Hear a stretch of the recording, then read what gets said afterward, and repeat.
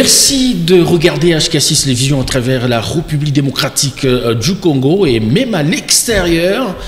L'actualité reste dominée par l'organisation de l'élection du bureau définitif à la Chambre haute du Parlement. Il sera question d'analyser les profils pour les prochains animateurs. La situation au sein de l'UDPS, nous allons également en parler et nous avons le plaisir de recevoir sur ce plateau Monsieur Précieux Baye. Il est humanitaire, il est cadre AVC, le parti cher à l'honorable Didier Boudimbo. Voilà. À qui nous disons bonjour et bienvenue. Bonjour monsieur les journalistes, bonjour. Merci bien. Émile Mouyaya, cher confrère, bonjour et bienvenue. Bonjour monsieur Christian, c'est un plaisir de partager le plateau avec vous. Je dis également bonjour à monsieur Précieux, mais également bonjour à tous nos amis téléspectateurs. Alors, c'est parti pour ces numéros de Face à la presse. Dites-nous comment se porte votre formation politique AVC de nos jours. Oui, voilà, AVC qui veut dire Autre Vision du Congo, parti cher à l'excellence Didier Boudimbo Toubwanga. Il aime bien qu'on dise c'est notre parti, pas parti cher à lui, mais c'est notre parti. Voilà, ça, le parti se porte à merveille. Oui, nous avons eu des sénateurs, nous avons des députés nationaux, des députés provinciaux et deux gouverneurs au niveau de la Chopo et au niveau du Congo central. Voilà, le parti se porte bien et tout évolue pratiquement bien, mais chaque jour nous avançons pour atteindre ce qui est bien. Voilà, on ne peut pas rester statique, nous continuons à faire des pas vers l'avant en continuant toujours à sensibiliser cette population, à prendre conscience sur sa nation et surtout sur l'éveil patriotique. Voilà. Est-ce qu'on peut dire de nos jours que AVC a une place de choix au sein de l'Union sacrée? Oui, je peux dire oui. Une place de choix, je peux dire oui. Et puis l'AVC contribue vraiment comme il se doit au sein de l'Union sacrée, parce que au sein de notre parti, il y a une crème, il y a une intelligence. Vous pouvez voir ça même ici au niveau du Haut-Katanga. Et partout il y a Autre Vision du Congo, vous allez sentir que c'est une autre façon de faire les choses. Voilà. Mais nous ne vous sentons pas tellement ici à Lubumbashi. On ne sait pas. Vous avez votre politique de gestion. Je crois bien. Il faut préciser que ce n'est pas un parti de masse. Hein? Et on vous sent de moins en moins. Non, juste après les élections, je crois, comme vous l'avez constaté partout ailleurs, après les élections, il y a eu quand même un petit repli de partout. Et maintenant, c'est la reprise des activités. Nous reprenons maintenant les activités comme il se doit. On l'a lancé même à partir de Kinshasa. Et là, maintenant, nous allons reprendre toutes les activités sur terrain. Vous allez nous voir à gauche, à droite. Ici, déjà au mois d'août, nous avons une très grande activité dont vous serez aussi conviés. Voilà. Alors, AVC, un parti mieux soigné au niveau de l'Union sacrée, avec Didier Boudimbo à la tête, 3 fois ministre. Voilà. C'est quoi votre secret concrètement? Qu'est-ce que vous avez apporté à l'Union sacrée, mais également pour la République? Oui, la personne d'abord de Didier Boudimbo, et c'est quelqu'un qui s'est distingué dans ce qu'il était en train de faire. Et aussi sur terrain, nous avons vu, il a été élu député provincial, national et sénateur. Donc c'est quelqu'un qui est aimé par la population. Et voilà, il a apporté aussi grand chose. Vous l'aviez vu, vous l'avez suivi lors des campagnes, de la campagne électorale où le chef de l'État est passé dans un coin du pays. Et vous avez vu l'accueil, comment ça a été. Et le chef de l'État l'a même présenté pour dire, voici, celui-ci, c'est vraiment mon fils bien-aimé. Donc c'est quelqu'un qui apporte plus de par son savoir, de par sa loyauté et par son savoir-faire. Voilà. Alors, pour vous, souvent, on l'appelle cerveau bleu, oui, mais vous parlez d'une autre vision du Congo. Et cette vision doit seulement commencer de manière lointaine ou bien même au sein du parti. Pourquoi seulement lui, 3 fois ministre, et non pas d'autres cadres du parti?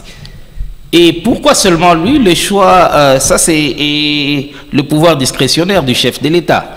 Et si le chef de l'État a jeté son dévolu sur lui, je crois, le parti ne pouvait pas dire non. Parce que ce n'était pas au parti d'imposer au chef de l'État un membre, et c'est le chef de l'État qui s'est choisi la personne qu'il a trouvée loyale et quelqu'un de conditions, de moments difficiles. C'est-à-dire, il était au niveau des hydrocarbures, il nous a amené le bloc pétrolier et tout ce qu'on ne connaissait pas au niveau des hydrocarbures. Il a amené un plus. Et voilà le sport qui s'est mouré. Et le chef de l'État a bien voulu l'envoyer de l'autre côté pour essayer de bien remettre la pendule à l'heure. Voilà. Alors, vous pensez que le fait que l'AVC ne soit pas un parti de masse, ça vous avantage? Vous qui êtes beaucoup intellectuel, comme on le dit, chez vous, dans votre parti politique. Oui, c'est ce que tout le monde dit ici. On dit que l'AVC, c'est un parti des intellos. Certes, oui, mais nous sommes aussi... nous combinons les deux là. Nous sommes cette symbiose là. Si c'était les deux, on ne sait pas sur terrain. Non, je vous ai dit, ici ou bien au Congo central, c'est non. rien. Si vous dites ça, ça va m'étonner. Je crois on était ici et nous sommes parmi les rares structures. Nous sommes venus, on a fait le bâtiment du 30 juin à l'arrivée même de lui-même l'autorité morale. Vous avez vu que non, il n'y avait pas, que ça soit à l'extérieur, que ce soit à l'intérieur de la salle, il n'y avait pas de la place, il y avait des gens au niveau de l'aéroport et c'était un débordement total. Mais c'était des manifestations ponctuelles, c'est pas... À chaque fois que nous avons nos rencontres, je crois que nous allons commencer à vous convier, vous allez voir, les membres répondent toujours massivement, comme on peut vous le dire. Là-bas, c'est une symbiose, il y a une crème intellectuelle et puis il y a aussi les militants, la masse en général. On essaie un peu de marcher avec ces deux aspects-là. Voilà. Qu'est-ce que vous pouvez répondre à ceux-là qui pensent que Didier Boudimbo serait beaucoup plus soigné au niveau de l'Union sacrée, justement par d'autres affinités politiques et non pas justement par c'est à quoi on attend de lui en qualité du travail? Bon, dire ça, je ne sais pas pourquoi on peut dire ça. On l'a vu sur terrain. Il a été élu député provincial, député national et sénateur. Je crois que... Le pesanteur politique ne pèse pas. Pardon? Le pesanteur politique, il n'est pas en train d'en bénéficier. Comment ça? Qui peut dire ça? Sur terrain, c'est quelqu'un qui sait ses données. C'est un monsieur, je ne sais pas, bon. Et il faut côtoyer le monsieur pour le connaître. C'est un monsieur très intelligent, ça c'est pas pour le vanter. Et c'est quelqu'un très intelligent et quelqu'un qui aime ce qui est bien fait. Alors, comme il a toujours dit, il faut toujours vouloir avancer vers la perfection pour mieux faire les choses. Et il insiste sur l'orthodoxie dans la gestion de la chose publique et surtout sur le patriotisme, parce que l'homme congolais a perdu son âme. Aujourd'hui, nous n'avons plus cette âme-là, de l'esprit patriote, comme on le voit ailleurs. Aujourd'hui, on doit prêcher cela même au niveau de nos écoles, à gauche, à droite. Et c'est ça même qui est son cheval de bataille. Il s'est dit, on doit faire les choses autrement. Mais pour mieux faire les choses autrement, il faut changer la mentalité de l'homme congolais. Pour changer cette mentalité, il faut d'abord lui remettre son âme, qui est le patriotisme. On a désespéré, on a perdu cet état d'âme, et alors on ne sait plus comment avancer, et chacun essaye de voir ses intérêts personnels au détriment du pays. Alors, voilà. Bien compris, pendant que vous, de AVC, vous acclamez, vous êtes satisfait par rapport à la répartition, n'est-ce pas, de postes ministériels, au niveau de l'AF2C, ça brûle. Ils estiment qu'il y a une sorte d'injustice qui serait manigancée au niveau de l'Union sacrée pour ne pas être servi au regard du poids politique qu'a l'AF2C. Comment vous réagissez par rapport à ça? Et vous savez, comme je venais tantôt de le dire que nous, on est en train de se réjouir ou quoi, non. Vous êtes satisfait? Il n'y a pas de plainte? Notre souci, c'est d'abord la patrie. Alors, être satisfait ou pas satisfait, moi je me dis, s'il y a une équipe gouvernementale qui peut amener le bien-être social de cette population, oui, on est satisfait. Et je me dis, on doit aimer vraiment réellement notre pays. Je crois qu'il n'y a aucun parti politique qui est bien représenté au niveau national, qui a eu des élus, qui peut se dire que non, de son côté, il n'y a rien. Dire ça, c'est faux. Non, mais l'AF2C, vous avez suivi de déclarations. Oui, nous avons suivi. Mais ils n'ont pas dit qu'ils n'ont rien eu. Peut-être ils sont en train de vouloir qu'on puisse revoir à la hausse. C'est de leur droit. C'est de leur droit, on ne peut pas leur en vouloir. Cette injustice au sein de l'Union sacrée? Je ne sais pas, l'injustice se trouve où. C'est l'AFDC qui est en train de se plaindre. Il connaît pourquoi il se plaint et de quoi il se plaint. Donc, la règle des jeux, c'était, vous avez 10 députés, vous avez droit à un poste ministériel. Visiblement, ça n'a pas été suivi à la loupe. Alors qu'ils en ont 40. Il y a eu plusieurs rencontres avec les chefs des partis avant la sortie du gouvernement. Vous le savez bien, on était avec vous sur ces plateaux. Il y avait plusieurs tractations et jusqu'à avoir ces gouvernements-là. Et si un peu tardivement ici, nous voyons AFDC qui s'élève pour dire ça, c'est de leur plein droit. Et ils savent ce qu'ils sont en train de réclamer, mais nous, de notre côté, ce qui nous préoccupe plus, c'est d'abord le social de cette population qui cherche un peu à se relever. Au moins, vous êtes d'accord qu'il y a des frustrés au sein de l'Union sacrée, puisque le principe n'a pas été... Là où il y a les hommes, il ne manque pas de frustration. Même au sein de nos familles, il y en avait toujours et il y en aura toujours. Alors, comment est-ce que vous expliquiez cette manière de faire de la chose? AFDC n'est pas la seule formation politique à avoir revendiqué ses droits au prolata du poids politique au sein de l'Union sacrée qui sont en train de détenir. Il y a également des colliers avec tout son regroupement politique. Ils sont nombreux comme ça qui se sentent frustrés du fait que la clé de répartition n'a pas tenu compte de leur poids politique. Alors, quelle serait, d'après vous, l'analyse simple qui ayant conduit à cette situation? Parce que ça semble déjà boiter au niveau de l'Union sacrée. Vous savez, moi, c'est ce que je venais tantôt de dire. Nous devons aimer ces pays ici. Le pays. Vous pensez qu'ils ne sont pas amoureux du Congo? J'arrive, monsieur le journaliste. Nous devons aimer ces pays. On doit savoir que chacun a un rôle à jouer dans ces pays. Et ce n'est pas tout le monde qui doit être ministre. Ça aussi, il faut le savoir. Il y avait la taille du gouvernement qui devait être quand même acceptable.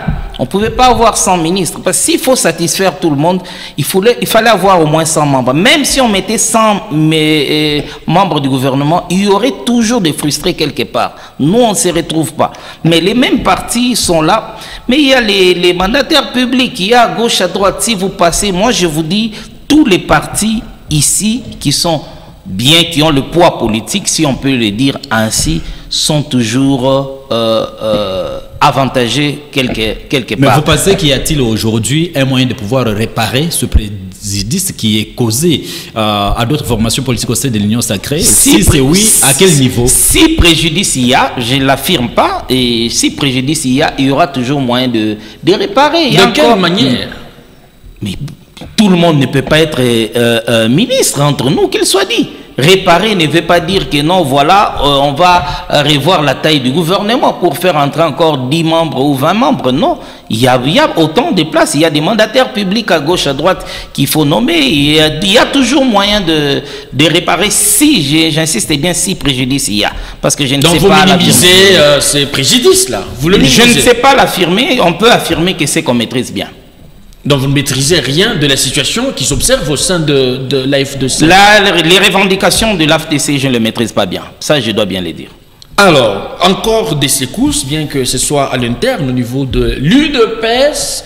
Il y a une frange qui réclame le départ d'Augustin Kabouya à la tête de cette formation politique-là. Il y en a d'autres également qui aimeraient le voir demeurer secrétaire général de cette formation politique. C'est quoi d'abord votre aperçu au regard de ces péripéties au sein de l'UDPS? Oui, voilà, l'UDPS c'est le triangle renversé, hein, nous le savons bien, même le chef de l'État, et nous le savons, à un moment donné, il était avec les Fayoulou, les Moïse Katumbi et consorts.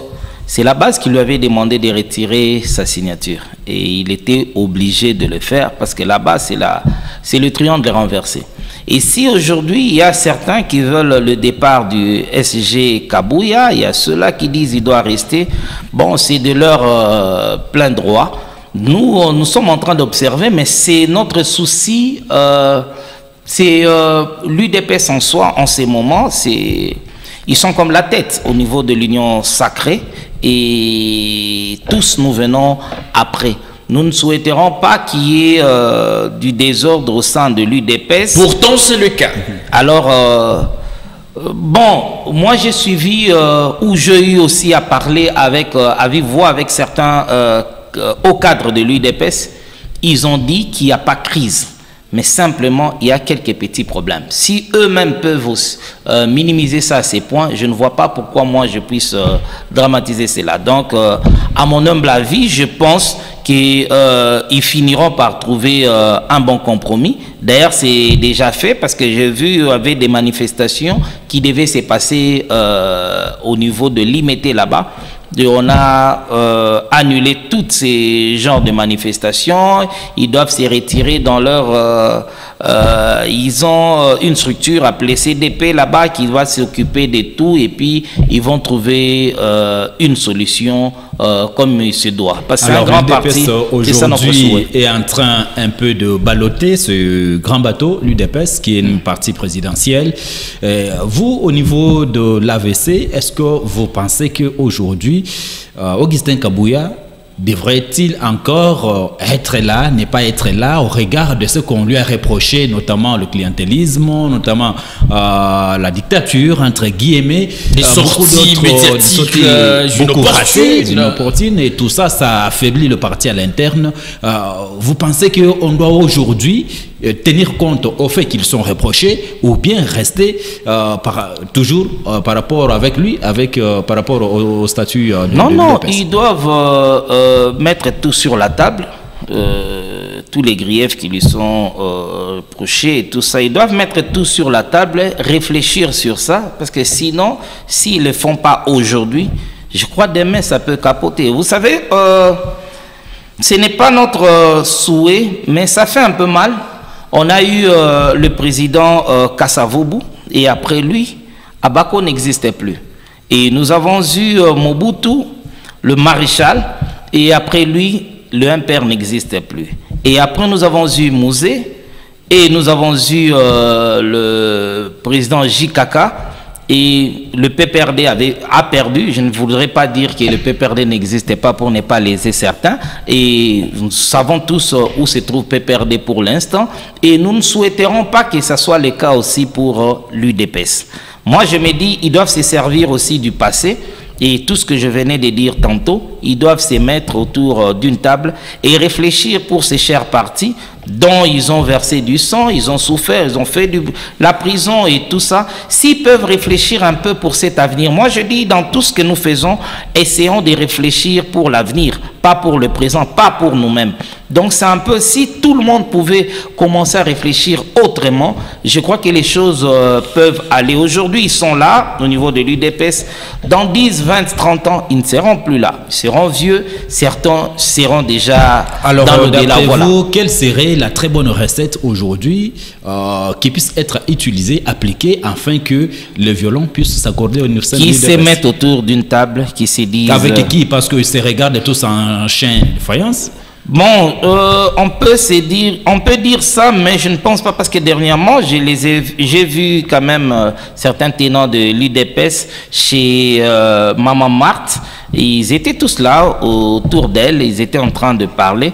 Et déjà, le fait de voir ça, je vois que tout est possible. Même par cette voie-là, ça peut aller. Ils peuvent se mettre autour d'une table et se dire certaines vérités et voir qu'est-ce qui ne va pas. Parce que faire ça aussi, moi je dis, c'est comme s'ils sont aussi en train de bouger la chaise du chef de l'État. Parce qu'il doit s'occuper de la nation, il ne doit pas vraiment... Parce que pour l'instant, ce n'est plus lui qui dirige l'UDPS, c'est le président de la République démocratique du Congo. Alors on ne doit pas chaque fois faire des histoires pour dire on attend le mot d'ordre du chef de l'État, on attend... Non, non, ils doivent se prendre en charge et ce sont des gens responsables que nous connaissons bien. Il y a des professeurs d'université, il y a des cadres, des hauts cadres même qui sont là-bas. Ils peuvent facilement se mettre autour d'une table et trouver une bonne solution pour l'avenir. Vous pensez que cette situation pourrait-elle avoir des incidences au niveau de l'Union sacrée ou bien c'est un fait lointain par rapport au bon fonctionnement de l'Union sacrée? Je ne pense pas vraiment, parce que l'Union sacrée est en train de regarder.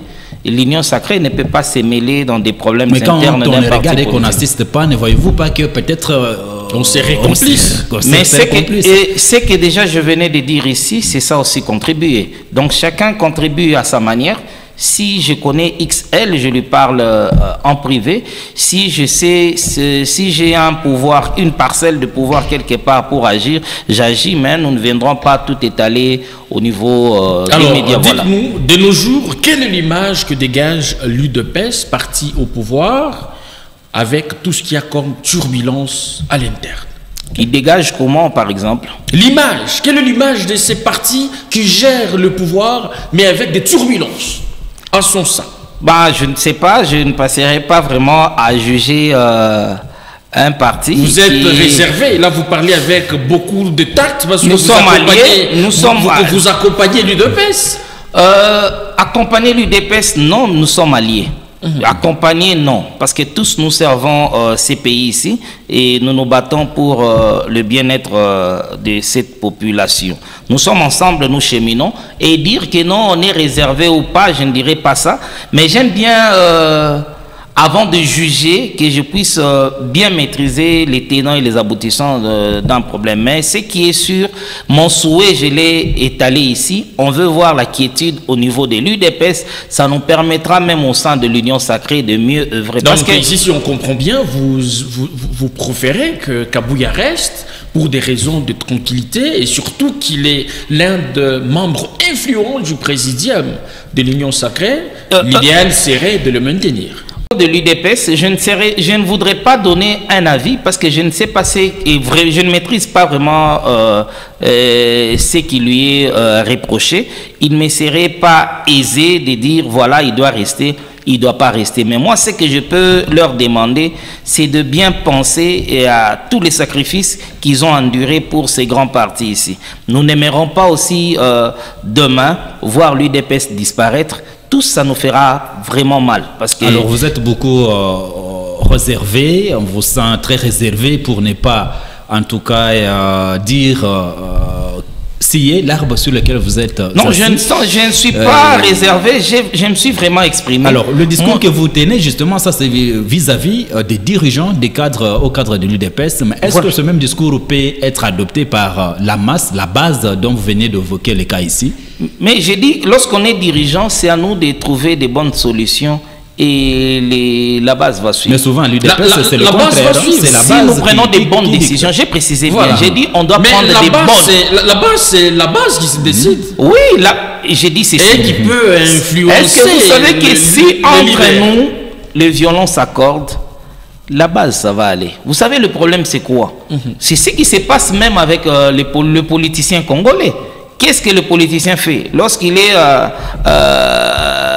en mauvaise posture, politiquement parlant? Qu'est-ce qu'il fait? Il utilise toujours cette population pour à sa cause de tout ça. La manipulation, voilà. Alors, là aussi, au sein de l'UDPS, si vous regardez bien en ces moments, il y a des pros et pros.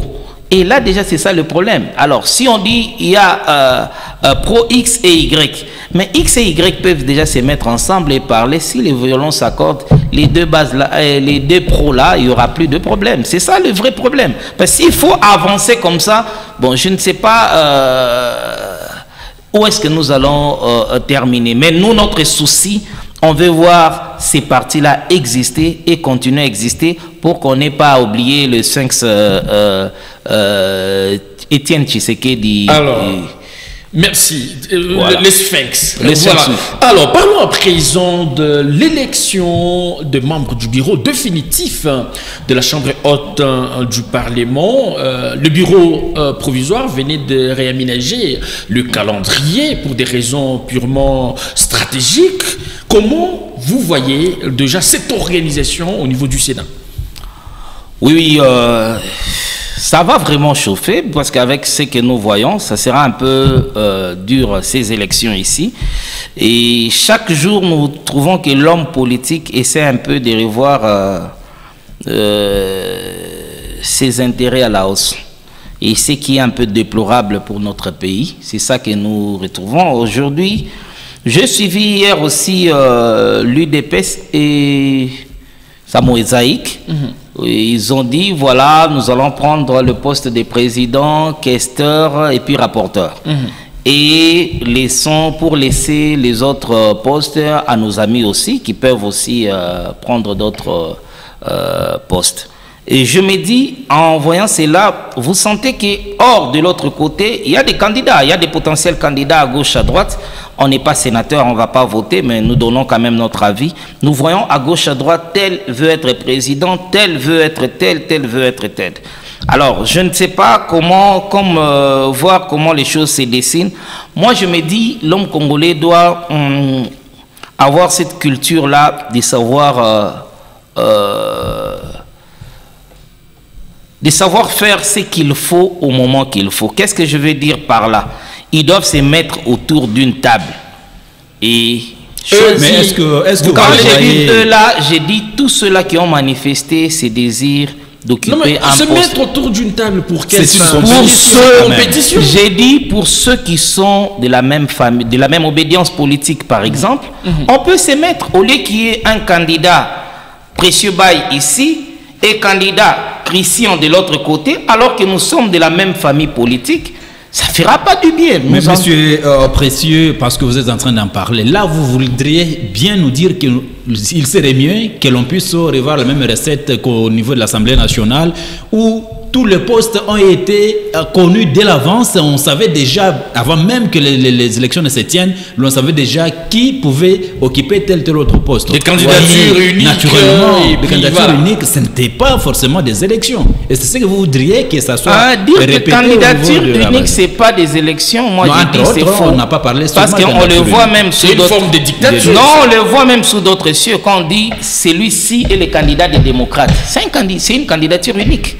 Ce n'est pas une dictature. C'est ce que vous voudriez. C'est ça même la démocratie. On se met autour d'une table, on s'est dit pour ne pas éparpiller nos voix, voilà, vous êtes à combien? Nous sommes à 2. Alors, on peut aller aux primaires. Moi, je souhaite même cela. Pourquoi ne pas laisser les sénateurs eux-mêmes s'exprimer? Mais lorsqu'on dit aller aux primaires, c'est eux les sénateurs qui iront aux primaires. Ce n'est pas nous autres ici. Nous n'allons même pas voter. Nous n'aurons pas droit à assister à ces primaires. C'est eux-mêmes qui iront aux primaires pour dire, voilà, nous, en tant que sénateurs, nous avons choisi tel. Et puis, il sera candidat unique. Moi, je me dis, là, ça peut aller facilement. Alors, est-ce que vous pensez qu'on pourra avoir un bureau définitif au regard de tout ce qui se passe, très différent de ceux dont on a décrié hier? Par exemple, on a parlé dans un passé récent, parce que vous parlez de nouveaux dirigeants avec des tentatives de détournement de près de 3 millions de dollars, ainsi de suite. Mais nous sommes en train de suivre dans des coulisses que ce sont presque les mêmes têtes, ou bien, en tout cas, ceux qui s'assemblent, se ressemblent, qui veulent bien réoccuper les mêmes postes. Est-ce qu'on peut s'attendre à quelque chose de nouveau? Donc, une façon de dire que le bureau actuel de l'Assemblée nationale... le Sénat. Le bureau du Sénat. Non. Parce que c'est presque les mêmes têtes qui sont citées. Ce ne sont pas les mêmes têtes qui ont dirigé le Sénat. Les têtes qui sont citées, ce sont presque les nouveaux venus au niveau du Sénat même. Tous les têtes qu'on est en train de citer à gauche, à droite, ce sont les nouveaux venus même au niveau du Sénat. Mais avec ceux-là qui sont en train déjà, les potentiels candidats, ce sont des gens dont nous avons vu leur gestion par le passé qui n'était pas beaucoup reluisante, mais ce sont... J'aimerais bien que vous citez les noms, je ne sais pas de qui vous parlez, vous faites allusion par exemple. Politique, certainement vous connaissez à tout le monde comment la chose est en train de se passer. Voilà. Alors parmi les candidats qui sont cités ça et là, vous pensez que le Sénat aura un autre aura? Bon, sinon, si je peux vous dire sincèrement, moi, ce qui me préoccupe, je me dis, il faut les bonnes personnes à la place qu'il faut. C'est ça, nous sommes autre vision du Congo. Il faut pas, on ne met pas quelqu'un parce que c'est un nom, parce que c'est Christian, non. Il faut mettre les personnes qu'il faut à la place qu'il faut. Alors, aux sénateurs, parce que normalement, le Sénat, c'est un congrès des sages, normalement. Et je crois bien qu'ils sont sages, ils doivent faire les choses comme il se doit pour l'intérêt de la population. Alors, si vous pensez qu'un Sénat, par exemple, dirigé par l'ancien Premier ministre Sama Lukonde, ferait bonne affaire, ou assister peut-être à Carole Aguito et puis bien d'autres, vous pensez que cette composition-là peut bien... Non, on a déjà revu cette équipe-là dont vous avez cité là. Non, ce sont des noms qui sont encore en train de... Voilà pourquoi je demande vraiment, nous demandons à nos amis, nos frères, nos camarades sénateurs, ils doivent vraiment bien réfléchir là-dessus. C'est ça le problème avec notre pays. Et je crois qu'on se bat par rapport à ça. On a vu le président honoraire JKK qui s'est plaint de ne pas trouver 15 personnes dignes autour de lui. Et si nous voyons, on a vu le même problème avec le président Félix Antoine Tshisekedi, avec son premier mandat. Nous avons décrié aussi à gauche, à droite, des détournements et autres. Le problème en soi au Congo, c'est l'homme congolais. Alors, on doit vraiment, c'est ça le plus grand chantier du Congo, c'est l'homme congolais. Mais il faut commencer à partir de la base. Je crois que nous sommes là même en train de préparer quelque chose pour la réforme de notre système éducatif. Nous sommes en train de préparer quelque chose dans ce sens-là, comme nous l'avons vu avec Tchani qui avait proposé une loi et tout ça. Nous allons aussi proposer une loi, nous allons passer par un député national et ça, nous souhaitons que ça puisse passer. On doit vraiment remettre cette âme de l'homme congolais. Et voilà, même dans ce sens-là... Vous pensez que le Sénat congolais, depuis un temps, a perdu cette âme-là en termes de gestion? Je parle même du Congo. Je ne parlerai pas du Sénat seulement, je parlerai du Congo. L'homme congolais a perdu cette âme-là. Et c'est là maintenant, tout ce qui arrive là, c'est juste la suite. Et Sénat, autres, même ceux-là qu'on a vu dans le gouvernement, qui ont détourné tout ça, c'est juste la suite. L'homme congolais doit changer réellement.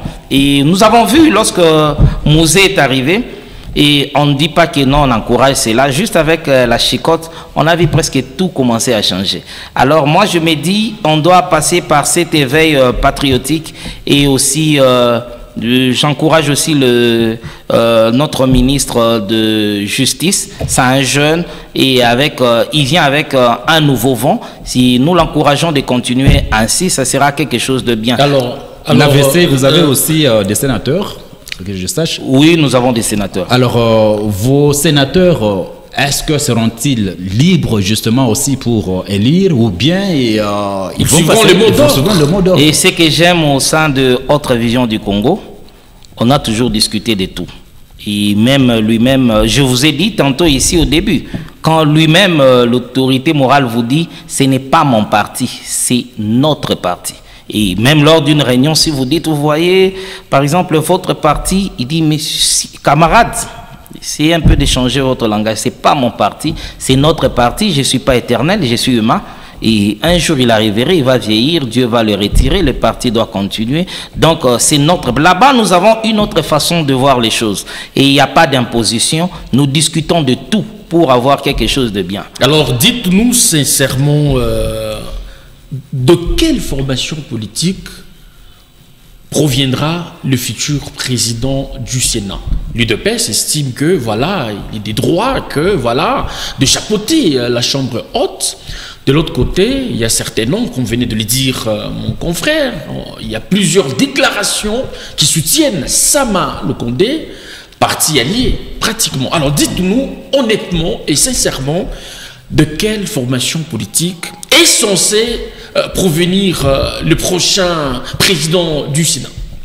Bon, il y a toujours des concessions en politique, ça ne manque pas. S'il faut suivre le nombre des sénateurs, c'est UDPS. Mais les concessions ne manquent pas. Ils peuvent faire des concessions à gauche, à droite. Ils peuvent se dire, voilà, nous voulons que ça soit... Oui, ils peuvent également... Oui, là, c'est clair. Là, c'est normal. Et voilà. Finalement, toutes les grandes institutions seront ça s'est passé avec l'Assemblée nationale. L'UDPS avait plus de députés nationaux. Et nous avons vu qu'ils ont accepté de céder la chaise de la présidence. Voilà, s'ils peuvent faire des concessions et céder aussi le Sénat, ils peuvent aussi le faire de leur droit. Le mieux serait de faire quoi, à votre avis? De céder ou de conserver?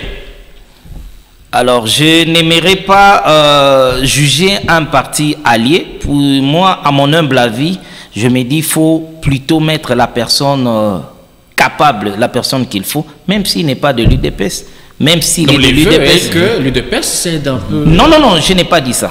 J'ai dit, si il y a quelqu'un au sein de l'UDPS... Les compétences sont partout, et à l'UDPS... C'est ce que j'essaye de dire même ici. Alors, s'il y a une personne capable de le faire au niveau de l'UDPS, on le plaçait, ça ne serait pas... Ça ne peut pas frustrer les autres? Non, ça va frustrer personne. Ah bon? Comment ça va frustrer personne alors que ça serait, ça serait des élections alors, où on doit voter quelqu'un? Vous voudriez, à vous entendre parler, vous appuyez beaucoup plus sur le consensus. Oui, et pourtant, constitutionnellement parlant, nous savons que c'est l'UDPS qui détient un pro politique important. Alors, voudriez-vous qu'on puisse aller toujours dans des consensus au point même d'aller au-delà des prescrits constitutionnels? Moi, j'ai aimé, d'ailleurs, vous avez dit, au sein de l'UDPS, nous le savons tous, il y a vraiment des gens très intelligents. Ça, on ne peut pas s'en douter. Alors, si ils peuvent se mettre, ce que je demandais ici, UDPS doit vraiment se mettre rapidement autour d'une table et réfléchir sur son lendemain. Sinon, beaucoup de choses sont en train de leur dépasser là. Mais avec ce que nous voyons à gauche, à droite, même ce que nous appelons des turbulences et tout ça, ce n'est pas bien, ce n'est pas à leur avantage, parce que ça profite aussi au camp adverse. Moi, je ne trouve pas ça bien de passer, parce que tel doit passer pour jeter des boulets rouges à X, à Y, mais l'adversaire est en train d'applaudir. Moi, je me dis, il est temps, et plus que temps, de regarder de l'avant pour foncer vers un avenir meilleur. Pensez-vous que la géopolitique jouerait aussi un rôle pas de moindre dans la désignation ou l'élection du prochain président du bureau définitif du Sénat?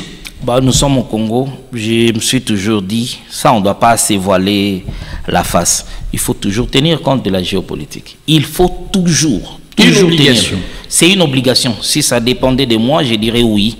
La géopolitique, il faut vraiment tenir compte de cela.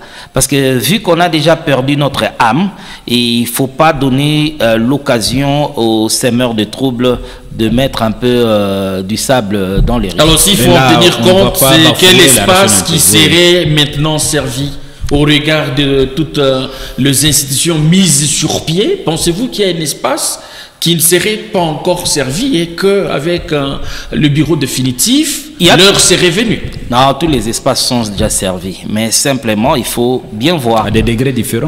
Ils sont déjà servis à des degrés différents. Mais il y a année par année, il y a régime par régime. Il y a toujours eu, il n'y aura jamais un temps où on peut dire il y a eu vraiment équilibre 50-50. Non, il y aura toujours un coin qui sera privilégié. Oui, mais si ça ne dépendait que de vous, si ça ne dépendait que de vous, quel est l'espace qui mérite actuellement chapeauter le Sénat?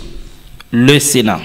Alors, s'il y a quel espace qui peut tout ça, bon, vraiment, je vais tenir compte de, il faut bien réfléchir, mais j'aimerais bien que ça soit quelqu'un de compétent. Est-ce que, parce que dans un passé récent, on a suivi Lisanga Bonganga à faire une déclaration, peut-être, je ne sais pas à votre niveau comment vous allez comprendre ce qui s'apparente, d'après d'autres observateurs, à une discrimination qui dirait le président de la République est du Congo, disons du Kasaï, centre du pays. Le Congo central, l'espace ouest a déjà la première ministre Judith Suminwa, voilà. L'est déjà Kaméré et déjà là au niveau de l'Assemblée. Il ne reste que l'Équateur, le grand Équateur qui est resté.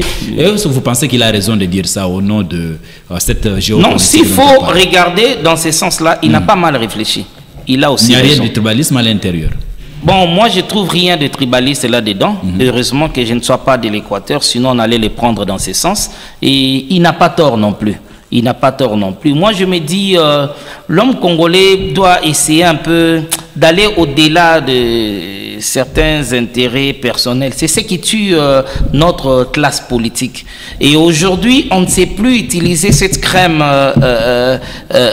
des crèmes, mais on veut plutôt jouer sur nos intérêts. Et il nous arrive deux fois même d'être mal entourés, de placer des gens qui ne sont pas si compétents. Et on ne sait pas réussir même la mission qu'on nous a confiée. C'est ça un peu le mal congolais. Donc si nous comprenons bien, avec M. Précieux, vous pensez que pour le dernier verrou qui reste justement pour la mise en place des institutions de la République, le poids politique, oui, mais on devrait mettre beaucoup plus d'emphase sur ce critère géopolitique. Oui, le poids politique, moi d'abord, le premier des critères pour moi, c'est d'abord les compétences. Ça, c'est d'abord les compétences.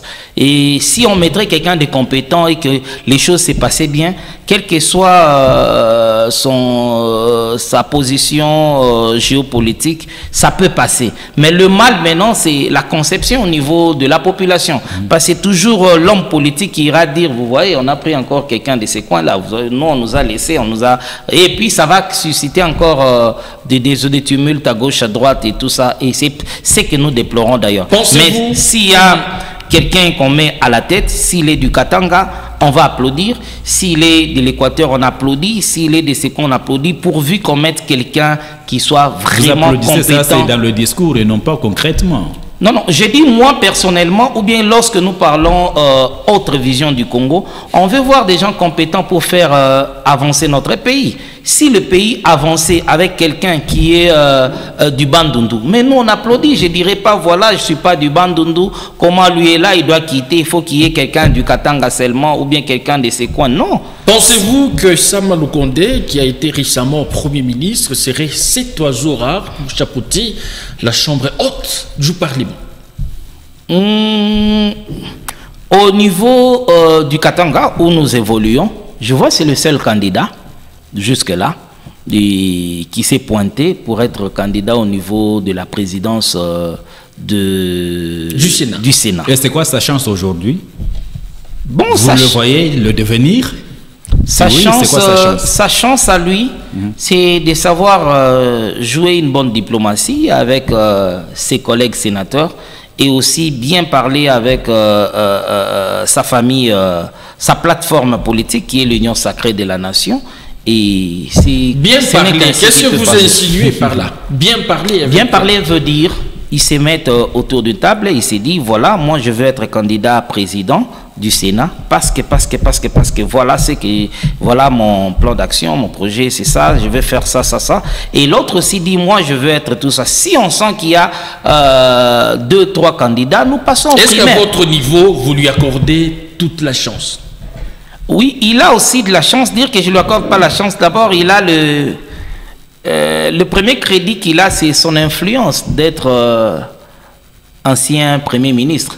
Cela déjà lui donne un petit avantage par rapport aux autres candidats. Là, les choix est clair. Supposons, on disait, c'est Précieux Baï Kabange qui est candidat sénateur.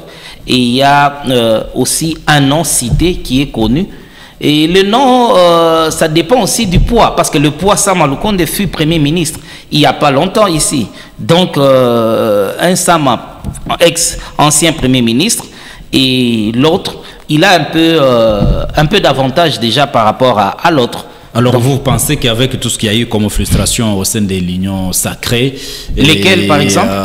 Il y en a des gens qui se sont dit qu'ils ne sont pas bien servis, dont on venait de parler. Oui, oui. Et alors, vous voyez Sama Lukonde avoir plus de verbes pour convaincre, par exemple, le camp de Debati pour pouvoir le soutenir à ce poste-là ou quelqu'un d'autre? En politique, rien n'est impossible. Moi, je me dis... quand je dis il doit bien parler avec sa plateforme, c'est de ça que je faisais allusion. Parce que s'il va comme ça, il va échouer. Parce qu'il est obligé de passer par sa plateforme, sa famille, et pour qu'il soit vraiment le candidat porté, ou bien le candidat unique, par exemple, ça pourrait lui donner plus de chances que de créer une élection avec plein de suspense. Voilà. Alors, quelle est l'image, de manière générale, que la population a de l'Union sacrée? Vous qui gérez le pays, êtes-vous fier, vraiment? Être fier, moi, personnellement, j'ai dit, même pour ce qui est en tant qu'humanitaire, dire qu'on est fier, on sera fier, ça sera à la fin du mandat, lorsqu'on va faire... Vous n'êtes pas encore fier? Non. Après le premier mandat, vous... Non, le premier mandat est déjà passé. Je croyais que vous me posez la question par rapport à ces deuxièmes mandats. Exactement, c'est la suite. Est-ce que vous êtes fier de la gestion de ces pays au regard de la population qui vous a donné mandat? Oui, voilà... Fier, je ne sais pas, je vais arriver et je vais essayer d'expliquer avant de répondre à cette question. Allez-y. Voilà, la population, vous avez vu, avait fait avaient fait confiance au chef de l'État lors du premier mandat. Je parle au passé. Ils ont fait confiance, on l'a voté, on l'a élu, voilà, il a travaillé et il a eu... on a vu des avancées, ça on ne peut pas nier, mais le problème c'est quoi? C'est que la population a décrié, c'était plutôt des détournements à gauche, à droite de l'homme politique congolais. Et après, il y a eu deuxième mandat, la population s'est dit, voilà, on peut lui donner confiance, cette fois-ci il peut faire mieux, et il a été élu, et vous connaissez avec combien de pourcents et un pourcentage largement élevé. 73%. Voilà. Bon, il était le seul en qui la population pouvait faire confiance en ce moment-là. Là, il fallait, c'était clair. Et alors, il vient, et il y a le gouvernement souminois qui vient. J'ai vu le programme de Madame Premier ministre. Je vous dis, c'est vraiment un bon programme. Si jamais on le mettait... Il y a toujours eu de bons programmes au pays. Non, son programme, moi je me dis, pas tous les... De très beaux discours. Pas tout, moi je parle du programme. Maintenant, le problème c'est quoi? Ce n'est pas Madame Premier ministre qui doit mettre ça en pratique. Il y a chaque ministre dans son coin qui doit se distinguer. Moi je demanderais, s'il fallait le demander même au chef de l'État, il fallait après 4, 5, 6 mois